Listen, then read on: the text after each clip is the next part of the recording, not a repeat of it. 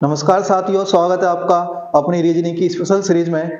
देखिए, आज की हमारी रीजनिंग की स्पेशल सीरीज की तीसरी क्लास है, जिसे हम मोस्ट क्वेश्चन छांट के लेकर आए हैं। तो जो भी स्टूडेंट वीडियो को पहली बार देख रहे हैं, चैनल पर पहली बार आए हैं, वीडियो को लाइक कर लीजिए और चैनल को सब्सक्राइब कर लीजिए। आइए शुरू करते हैं आज की वीडियो। जैसा कि सवाल दिया गया है कि यदि माइनस जोड़ने, प्लस घटाने, गुणा भाग करने और भाग गुणा करने को घोषित करता है तो 7 माइनस 10 गुणा 5 भाग 6 प्लस 4 का मान क्या होगा? 3 होगा, 15 होगा, 9 होगा या 12 होगा। देखो, सबसे पहले क्या करेंगे, अगर आपको इस तरह का कोई भी सवाल दिया जाए तो आप सबसे पहले एक काम करेंगे कि इनके साइन चेंज करेंगे। जैसे कि लिखा गया है 7 माइनस 10 गुणा 5 भाग 6 प्लस 4 बराबर क्वेश्चन मार्क दिया है। पहले समीकरण लिखा, अब इसके साइन चेंज करेंगे। जैसे कि माइनस किसके लिए है? जोड़ने के लिए, तो जोड़ हो जाएगा दोनों के बीच में। गुणा किसके लिए है? भाग के लिए, तो यहाँ क्या लिख देंगे? भाग। वही भाग किसके लिए? गुणा के लिए, तो भाग की जगह क्या आ जाएगा? गुणा 6 प्लस घटाने के लिए तो माइनस 4। अब आप इसे कैलकुलेट करेंगे तो आप जानते हैं सबसे पहले क्या करेंगे? भाग। और सबसे पहले भाग करेंगे तो 10/5 हो जाएगा, गुणा 6 हो जाएगा, माइनस 4, तो 5 दूनी 10, ये हो जाएगा 7 प्लस 2 और 6 कितना हो जाएगा? 12। 2 की गुणा 6 में करेंगे तो 12 मिल जाएगा, माइनस 4। तो 12 और 7 19, और 19 माइनस 4 कितना हो जाएगा? 15। तो इस समीकरण का जो मान आएगा वो कितना आएगा? 15। तो राइट आंसर क्या होगा इसका? Option number B. आगे सवाल दिया गया है कि एक स्टैंड से चेन्नई के लिए प्रति 40 मिनट पर एक बस छूटती है। एक पूछताछ क्लर्क एक आदमी से कहता है कि बस 10 मिनट पहले ही छूटी है और अगली बस 10:45 बजे सुबह पर छूटेगी। उस व्यक्ति को यह जानकारी कितने बजे दी गई? 10:25 पर, 9:55 पर, 10:15 पर या 10:35 पर? तो देखो, करते हैं इस सवाल को, और ये बहुत ही स्पेशल सवाल है। इस तरह के सवाल बहुत ज्यादा पूछे जाते हैं। है तो आसान, लेकिन थ्योरी पढ़ने में क्या लगता है कि ये बहुत ज्यादा डिफिकल्ट है। लेकिन डिफिकल्ट नहीं होता, ये सवाल बहुत आसान होता है। कह रहे हैं कि प्रति 40 मिनट में, कितने मिनट में? प्रति 40 मिनट में बस छूटती है। जैसे कि मान लो अगर एक बस 9 बजे छूटी है तो अगली बस कब जाएगी? 9:40 पर। ऐसे ही हर एक 40 मिनट के बाद क्या है? एक बस जाएगी। बोले अगली बस वह 10:45 पर जाएगी। जो अगली बस है वो कब जाएगी? अगली बस जाएगी 10:45 पर। और आप जानते हैं कि प्रत्येक दो, यानी अगली बस जाने का टाइम कितना है? 40 मिनट, यानी हर 40 मिनट के बाद बस जाएगी। और जब हर 40 मिनट के बाद बस जाएगी तो इससे पिछली बस कब गई होगी? इससे पिछली बस गई होगी इससे 40 मिनट पहले। कब गई होगी? इससे 40 मिनट पहले। और जब 40 मिनट पहले गई होगी तो वो टाइम क्या होगा? 10:05। तो पहली बस गई होगी 10:05 और अगली बस कब जाएगी? 10:45। लेकिन क्लर्क ने कहा है कि बस जो है 10 मिनट पहले छूटी है, तो इसका मतलब जो क्लर्क से जानकारी ली गई वो 10 मिनट लेट ली गई है। तो ये 10 मिनट जो टाइम दिया गया है, आप इस 10:05 में ऐड कर देंगे तो कितना हो जाएगा? 10:15 बजे, यानी 10:15 पर ये जानकारी दी गई है। तो राइट आंसर क्या होगा इसका? Option number C. आगे प्रश्न दिया गया है, क्या परिजनों को अपनी बेटियों को शिक्षित करने में उतना ही निवेश करना चाहिए जितना वे अपने बेटों को शिक्षित करने में खर्च करते हैं? ये प्रश्न है। फिर तर्क है, तर्क दिए गए दो। नहीं, लगभग सभी जानकारी इस तथ्य की ओर इशारा करते हैं कि लड़के लड़कियों की तुलना में अधिक बुद्धिमान होते हैं। तर्क 2 दिया है, नहीं, हालांकि लड़कियां बुद्धिमान हो सकती हैं, परिजनों को उनके विभाग के पैसे अलग रखने होंगे। बताना, तर्क 1 प्रबल है, तर्क 2 प्रबल है, तर्क 1 और 2 प्रबल है। दोनों ना तो तर्क 1 और ना ही तर्क 2 प्रबल है, और दोनों तर्क प्रबल है। तो देखो, इस तरह के जो एडवांस रीजनिंग के सवाल हैं, ये 4 से 5 सवाल तो आपके पेपर में आने कन्फर्म है कि 4 से 5 सवाल आएंगे। और इसमें आपको तर्क लगाना है कि क्या इसमें ऐसा होना संभव है। तो बोला क्या गया है कि क्या परिजनों को अपनी बेटियों को शिक्षित करने में उतना ही निवेश करना चाहिए जितना कि बेटों को शिक्षित करने में खर्च करते हैं। कह रहे नहीं, लगभग सभी जानकारी इस तथ्य की ओर इशारा करते हैं कि लड़के लड़कियों की तुलना में अधिक बुद्धिमान होते हैं। अब बताइए, यहाँ पर खर्च करने की बात हो रही है और यहाँ बुद्धिमान की बात हो रही है, क्या ये कथन से रिलेट है? नहीं, इसलिए पहला क्या है? गलत है। नहीं, हालांकि लड़कियां बुद्धिमान हो सकती हैं, परिजनों को उनके विवाह के लिए पैसे अलग रखने होंगे। नहीं, यहाँ विवाह की बात की जा रही है, वहां पर बात की जा रही है धन निवेश करने की शिक्षा पर। यहाँ विवाह के लिए बोला गया है बुद्धिमान। तो आपको अगर इस तरह का जब भी सवाल मिलेगा तो आपको ध्यान रखना है कि कथन से रिलेटिव ही जानकारी तर्क में होनी चाहिए, उससे बाहर नहीं जाना। इसलिए क्या होंगे यहाँ पर? ना तो एक ना तो दो, यानी दोनों ही तर्क क्या है? प्रबल नहीं है। तो आएगा ना तो एक और ना ही दो। नेक्स्ट सवाल, एक कक्षा में सभी 35 छात्र उत्तर की ओर सम्मुख एक सीधी रेखा में खड़े हैं। रानी दाएं छोर से 12वें स्थान पर है, जबकि अजय बाएं छोर से 15वें स्थान पर है। रानी और अजय के बीच में कितने व्यक्ति हैं? एक पंक्ति है, सबका फेस किधर है? उत्तर की ओर है। और जो कुल छात्र कितने हैं? कुल छात्र हैं हमारे पास 35। कुल छात्र कितने? 35। कह रहे रानी दाएं से 12वें स्थान पर है। जो रानी का स्थान है वो कितना है? 12वें स्थान पर, ये रानी है। जबकि अजय बाएं से 15वें स्थान पर है। अजय का स्थान क्या है? 15। जो रानी है दाएं से 12वें स्थान पर है और अजय बाएं से 15वें स्थान पर है। तो पूछा है रानी और अजय के बीच में कितने व्यक्ति हैं? तो आप 15 और 12 को जोड़ेंगे तो कितना मिलेगा? 27 मिलेगा। लेकिन हमारे पास कुल कितने हैं? 35। तो 35 हैं, 27 तो ये बैठे हैं, बाकी कहां बैठे होंगे? यहाँ पर बीच में। तो आप 35 में से ये माइनस कर देंगे 27, तो कितना मिल जाएगा? 8। तो इन दोनों के बीच में जो बैठे व्यक्तियों की संख्या है वो कितनी है? 8। तो ऑप्शन नंबर 4 इसका राइट आंसर होगा। आगे सवाल दिया गया है, नीचे एक ही पासे के दो प्रारूपों को दर्शाया गया है। इस पासे में अक्षर ए के विपरीत फलक पर कौन सा अक्षर होगा? बी होगा, सी होगा, डी होगा या ई होगा? तो आप क्या करना है, अगर आपको इस तरह का कोई भी क्वेश्चन दिया जाए पासे का, तो आप सबसे पहले दोनों पासों में आप देखेंगे कॉमन क्या है। तो यहाँ पर दोनों पासों में कॉमन क्या है? देखेंगे सी कॉमन है। और जो कॉमन है आप उसी से सी के नीचे सी लिखेंगे, सी के नीचे सी लिखेंगे और सी से घुमा देंगे क्लॉकवाइज, सी बी ए, सी बी ए। उसी प्रकार इसे भी क्लॉकवाइज, सी डी ई, सी के आगे डी और डी के आगे ई। इस तरह इसको लिखना है। तो ए के अपोजिट हो गया ई, बी के अपोजिट डी, तो पूछा किसके अपोजिट क्या है? ए, तो ए के अपोजिट क्या है? ई। तो राइट आंसर क्या आ जाएगा? ऑप्शन नंबर 4 ई। तो इसका राइट आंसर होगा ई। आगे सवाल, रमेश का जन्म उसके पिता की शादी के 2 वर्ष बाद हुआ था। उसकी मां उसके पिता से 5 वर्ष छोटी है, लेकिन रमेश से 20 वर्ष बड़ी है, जो कि 10 वर्ष का है। पिता की शादी किस आयु में हुई थी? 23 वर्ष, 25 वर्ष, 33 वर्ष और 35 वर्ष। तो आपको बताना है कि पिता की शादी जो है वो कितने वर्ष में हुई थी। देखो 3 व्यक्ति हैं, कौन है? एक तो रमेश है, एक कौन है? रमेश, एक उसके पिता है और एक उसकी मां है। अब जो बोला गया है, यानी रमेश की तो ये मां होगी और इनकी क्या होगी? पत्नी। रमेश की तो मां है ये और इनकी क्या होगी? पत्नी। कह रहे हैं रमेश का जन्म उसके पिता की शादी के 2 वर्ष बाद हुआ है। मतलब जिस उम्र में पिता की शादी हुई थी उस उम्र से 2 साल बाद क्या है? रमेश का जन्म हुआ है। उसकी मां उसके पिता से 5 वर्ष छोटी है, लेकिन रमेश से 20 वर्ष बड़ी है, जो कि 10 वर्ष का है। रमेश कितने वर्ष का है? 10। लेकिन उसकी मां रमेश से कितने वर्ष बड़ी है? 20 वर्ष। तो मां कितने वर्ष की हो जाएगी? 30 वर्ष की।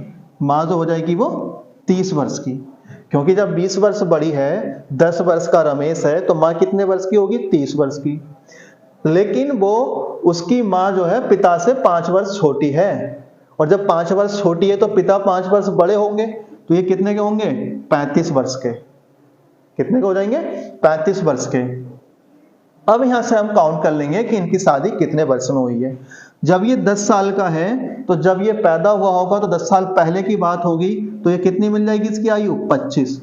यानी 10 साल पहले की आयु की जो उम्र कितनी होगी? 25।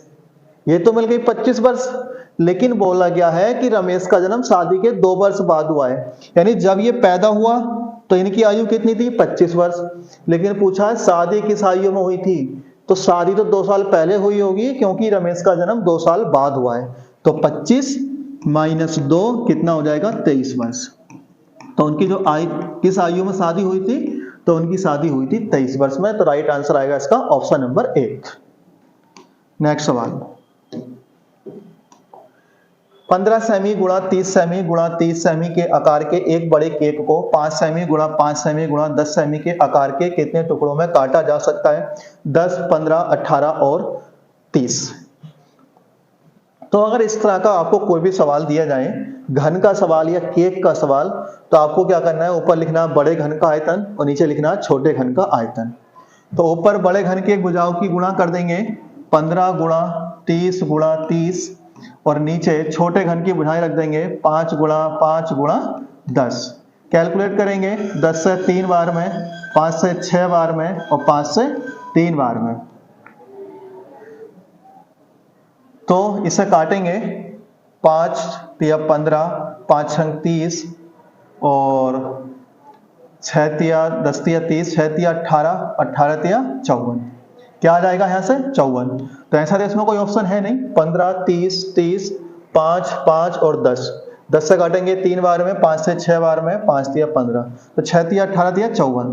तो इसका जो राइट आंसर आएगा वो 54 आएगा, इसमें ऐसा कोई ऑप्शन नहीं है। तो यहाँ से जो घन बनेंगे वो 54 घन बनेंगे। नेक्स्ट सवाल, उमेश उत्तर दिशा में 12 किमी चलता है, वह दाईं ओर मुड़ता है और 36 किमी चलता है। वह वामावर्त दिशा में 192 डिग्री घूमता है, फिर से वामावर्त दिशा में 340 डिग्री घूमता है, वह अंत में दक्षिणावर्त दिशा में 492 डिग्री घूमता है। वह अब किस दिशा के सम्मुख है। देखो, अगर आपको इस तरह का कोई भी सवाल डिग्री वाला दिया जाए, दिशा और दूरी में अगर डिग्री वाला यानी कि डिग्री एंगल घुमाने का सवाल दिया जाए तो कैसे करेंगे।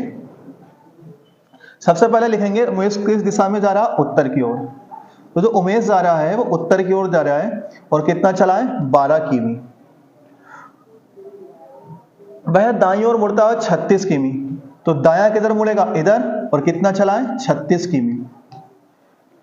फिर इसके बाद बोला गया है कि वह वामावर्त दिशा में 192 डिग्री, तो एक तरफ लिख लेंगे लेफ्ट और एक तरफ लिख लेंगे राइट। तो 192 घुमाए कितना, लेफ्ट, फिर उसी दिशा में 340 डिग्री घुमाए। इसे ऐड कर लेंगे 2, 9, 4, 13, 3 और 1 4 और 1 5। इसका मतलब है कि वामावर्त दिशा में कितना घूम गया, 532 डिग्री। लेकिन दक्षिणावर्त दिशा में कितना घुमा है, 492 डिग्री। इधर कितना घुमा है, 492 डिग्री। इसका मतलब है वामावर्त ज्यादा घुमा है और दक्षिणावर्त कम घुमा है। इन्हें माइनस कर लेंगे, 532 माइनस 492, तो कितना मिल जाएगा जी, 0, 13 में से 9 गया, ये मिलेगा 4 और 5, यहाँ तो 40 डिग्री बच गया। और जब 40 डिग्री बच गया तो आप क्या करेंगे कि वह अब किस दिशा के सम्मुख है। अब 40 डिग्री है, अब 40 डिग्री क्या है, वामावर्त है या दक्षिणावर्त है। तो ये 40 डिग्री ज्यादा जो है वो वामावर्त ज्यादा है। दोबारा सुन लेंगे कि अगर आपको इस तरह का सवाल दिया जाए जैसे कि 192 डिग्री किधर घूमता है, वामावर्त, 192 लिख दिया, फिर उसी दिशा में 340, इन्हें आप ऐड कर देंगे, 2, 9, 4, 13, 3, 1 4 और 1 5, फिर दक्षिणावर्त में 492, इस 492 को इसमें से माइनस करेंगे तो 2 में से 2 जाएगा 0, 13 में से 9 गया 4, यानी 40 डिग्री ज्यादा है। कौन सी दिशा, वामावर्त। तो आप 40 डिग्री वामावर्त घुमाओगे तो ये ऐसे जाएगा, ये वाली दिशा। और जब ये वाली दिशा जाएगा तो आप जानते हैं दिशा कौन सी होती है, उत्तर पूर्व। तो राइट आंसर क्या आएगा इसका, ऑप्शन नंबर 1 उत्तर पूर्व। आगे सवाल, अंकों की निम्नलिखित श्रृंखला में सबसे कम बार आने वाला अंक कौन सा है। 8 है, 7 है, 5 है, 4। तो देखो, आप सबको यहाँ पर क्या सारे अंक काउंट करने की जरूरत नहीं है, आप इन्हीं को देख लो कौन कौन से अंक सबसे कम आए हैं। अब 8 देखें तो 8 कितनी बार आया है, 1, 2, 3। 8 कितनी बार है, 3। 7 देख लो, 1, 2, 7 कितनी बार है, 2। 5 देख लो, 5 एक, 5 कितनी बार है? एक बार। फिर है 4 देख लो, 1 2 3 4 5 6, कितनी बार है? 6 बार। तो सबसे कम कौन सा है? 5, क्योंकि 5 कितनी बार आया? एक बार। तो राइट आंसर क्या आ जाएगा इसका? Option number C. आपको यहां कुछ नहीं करना है, बस आप 4 ऑप्शन है, 4 ऑप्शन छांटिए, बाकी 6 3 और बाकी हमें किसी से कोई मतलब नहीं है। आप बस उसी को देख लो कि 8 7 5 4 में से कौन सा सबसे कम बार आया है। तो 5 आया एक बार, राइट आंसर क्या होगा? Option number C. नेक्स्ट सवाल, R S T U V और डब्ल्यू एक 6 अलग अलग मंजिलों पर रहते हैं। इमारत में सबसे निचली मंजिल की संख्या 1 और इसके ऊपर की मंजिल की संख्या 2 है, और इसी प्रकार सबसे ऊपर की मंजिल की संख्या 6 है। टी और डब्ल्यू के बीच केवल 2 व्यक्ति हैं। टी सबसे ऊपरी मंजिल पर नहीं रहता है, ना तो यू और ना ही वी सबसे निचले स्थल पर रहता है। केवल एक व्यक्ति एस के ऊपर रहता है, यू टी के ठीक नीचे और बी के ठीक ऊपर रहता है। मंजिल संख्या 2 पर कौन रहता है? ये मंजिलों वाले सवाल क्या बहुत ज्यादा पूछे जाने वाले सवाल हैं कि 6 व्यक्ति या 7 व्यक्ति यहाँ पर दिए जाएंगे और मंजिलों की संख्या दी जाएगी और पूछ लिया जाएगा कि कौन सी मंजिल पर कौन सा व्यक्ति बैठा है। मान लीजिए नीचे मंजिल कितनी होगी? 1 2 3 4 5 6, 1 2 3 4 5 6। दो, इसको आपको क्या करना है, इसे आप 2 सीरीज में बना के लेके चलेंगे। कैसे बना के लेके चलेंगे? अब आप देखेंगे यहां पर बोला गया है टी और डब्ल्यू के बीच में केवल 2 व्यक्ति हैं। अगर टी और डब्ल्यू के बीच में केवल 2 व्यक्ति हैं तो मान लीजिए एक तो टी और डब्ल्यू, ये हो सकता है, और एक डब्ल्यू और टी, ये हो सकता है। अभी भी कितने व्यक्ति हैं दोनों के बीच में? 2, और वहां भी कितने व्यक्ति हैं? 2। कह रहे हैं ना तो U और ना ही V सबसे निचले तल पर रहते हैं, ठीक। केवल एक व्यक्ति S के ऊपर रहता है, केवल एक व्यक्ति S के ऊपर रहता है। इसका मतलब है S यहां है तो यहां पर कितने व्यक्ति होंगे? सिर्फ और सिर्फ एक व्यक्ति। बाकी सबसे ऊपर कौन है? S। X के ऊपर कौन है? एक व्यक्ति, ठीक। फिर बोले हैं कि T सबसे ऊपरी मंजिल पर नहीं रहता है। चलो मान लिया, यहां भी सबसे ऊपरी मंजिल पर नहीं है और यहां भी सबसे ऊपरी मंजिल पर नहीं है। यहां भी मान लेते हैं कि S के ऊपर कितना? सिर्फ एक व्यक्ति रहता है। कह रहे हैं U T के ठीक नीचे और B के ठीक ऊपर है, तो U जो है T के ठीक नीचे और B के ठीक ऊपर है। बिल्कुल ठीक है, U जो है T के ठीक नीचे और B के ठीक ऊपर है। कितने हो गए? 1 2 3 4 5 6। बचा कौन? एक। तो वो एक कौन है हमारे पास? R S T U V और W भी हो गया, तो बच गया कौन? R। तो R कहां बैठा है? सबसे ऊपर। तो पूछा गया है संख्या 2 मंजिल पर कौन रहता है। तो ये तो मंजिल 1 हो गई, ये 2 हो गई, 3 4 5 6। तो 2 मंजिल पर कौन रहता है? V। तो राइट आंसर आएगा इसका ऑप्शन नंबर 1 B। आगे सवाल, एक व्यक्ति X की तस्वीर को देखता है और कहता है कि वह मेरे साले के पिता की एकमात्र पुत्री के पति की पुत्री है। व्यक्ति X उस व्यक्ति से किस प्रकार संबंधित है? देखिए एक व्यक्ति है, क्या है? एक व्यक्ति है। व्यक्ति X की तरफ इशारा करते हुए कहता है कि वह मेरे साले के पिता, मेरे साले के पिता, साला कौन होगा? पत्नी का भाई, उसके पिता, इसका मतलब पत्नी का पिता, और पत्नी का पिता कौन लगेगा? ससुर की एकमात्र पुत्री। ससुर की एकमात्र पुत्री कौन होगी? उस व्यक्ति की पत्नी, यानी किसी व्यक्ति के ससुर की एकमात्र पत्नी, एकमात्र पुत्री क्या होगी? खुद की पत्नी के पति, एकमात्र पुत्री के पति, इसका मतलब वो व्यक्ति खुद की पुत्री है, इसका मतलब वो इसकी पुत्री है। तो सवाल क्या है कि ऊपर से घुमा के लाके कहा वही खत्म कर दिया गया है कि वह मेरे साले के पिता की एकमात्र पुत्री के पति की पुत्री है। तो व्यक्ति X उससे कैसे संबंधित है? तो X कौन है? इसका पुत्री। तो राइट आंसर क्या आ जाएगा इसका? ऑप्शन नंबर 1 पुत्री। आगे सवाल, रवि पूरब दिशा में चल रहा है। 1 किमी दूरी तय करने के बाद वह 45 डिग्री बाएं मुड़ता है और फिर 90 डिग्री दाएं मुड़ता है। इस समय वह किस दिशा में है? दिशा दूरी का सवाल है ये। दूसरा सवाल है, देखो रवि क्या है, पूरब दिशा में चल रहा है। 1 किमी चलने के बाद वह 45 डिग्री बाएं मुड़ता है और 90 डिग्री दाएं मुड़ता है। बताओ 45 डिग्री पहले बाएं मुड़ गया और 90 डिग्री दाएं मुड़ गया। अब जब 45 बाएं मुड़ेगा, 45 बाएं यानी लेफ्ट मुड़ गया 45, फिर 90 दाएं मुड़ गया, 90 क्या मुड़ गया, दाएं। तो बताएं इस समय में किस दिशा में है? अब मान लीजिए 45 बाएं मुड़ा, 90 दाएं मुड़ा है, तो क्या हुआ, 45 आएगा फिर 90 आ जाएगा, तो इसका मतलब है कि 45 डिग्री दायां ज्यादा मुड़ गया। कहां मुड़ गया? 45 डिग्री दायां ज्यादा मुड़ गया। तो क्या होगा, यहां से 45 डिग्री दायां घुमाएंगे तो वे इस दिशा में आएगा, और जब इस दिशा में आएगा तो ये वाली दिशा क्या है, ये दिशा है दक्षिण पूरब। क्या है दिशा? ये दिशा है दक्षिण पूरब। तो इसमें तो ऐसा कोई ऑप्शन नहीं दिया है, तो इसका राइट आंसर क्या आएगा, दक्षिण पूरब। आगे, यदि किसी सांकेतिक भाषा में डी को लिखा गया 3, 5, 8, 7 और FILE को लिखा गया 4, 7, 6, 5, तो IDEAL को क्या लिखा जाएगा? ये कोड दिए गए। तो देखो इसमें कुछ नहीं है, बस सिर्फ आपको कॉपी पेस्ट करना है। जैसे कि यहाँ दिया गया है कि DEAF, इसको लिखा गया 3, 5, 8, 7। वहीं FILE इसे लिखा गया है 7, 4, 6, 5।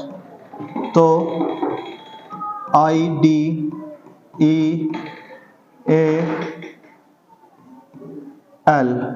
इसको क्या लिखा जाएगा? तो इसमें देखना है आपको कि DEAF, तो D का कोड क्या है, यहाँ पर 3 है और हमें पूछना क्या है, IDEAL। तो I का कोड क्या है? तो I का कोड है हमारे पास 4, तो I का कोड कितना मिल गया, 4। D का कोड क्या है, यहाँ पर देखेंगे 3, तो D को 3 लिखेंगे। E का कोड क्या है, 5, तो E का कोड लिख देंगे 5। A का कोड क्या है, 8, तो A को लिख देंगे 8। और L का कोड क्या है, L का कोड है 6। तो 4, 3, 5, 8, 6, तो 4, 3, 5, 8, 6 क्या है, ऑप्शन नंबर डी इसका राइट आंसर होगा, 4, 3, 5, 8, 6। नेक्स्ट सवाल है, किसी कोड में 253 का अर्थ है बुक्स आर ओल्ड, 546 का अर्थ है मैन इज ओल्ड और 378 का अर्थ है वाई गुड बुक्स। इस कोड में आर का कोड क्या होगा, बताना है। 5 होगा, 6 होगा, 4 होगा या 2 होगा। देखो कोडिंग डिकोडिंग के चैप्टर में ही आता है, कैसे करते हैं इसको। जैसे कि 253 को लिखा गया है बुक्स आर ओल्ड, इस तरह लिखेंगे, समीकरण बना लेंगे। और 546 को लिखा गया है मैन इज ओल्ड। वहीं 378 का अर्थ है वाई गुड बुक्स। अगर आप ये सवाल करने जानते हैं तो ठीक है, नहीं जानते हैं तो आप इधर ध्यान देंगे। इसको कैसे करना है, आप इसको लिख लेंगे समीकरण बना के 1, समीकरण 2 और समीकरण 3। अब बोला गया 253 को बुक्स आर ओल्ड, 546 को लिखा है मैन इज ओल्ड, 378 को लिखा है वाई गुड बुक्स। अब आप पहली और दूसरी समीकरण में ऐसा अक्षर देखेंगे जो दोनों तरफ कॉमन हो। तो यहाँ पर क्या 5 कॉमन है, क्या है 5 कॉमन है।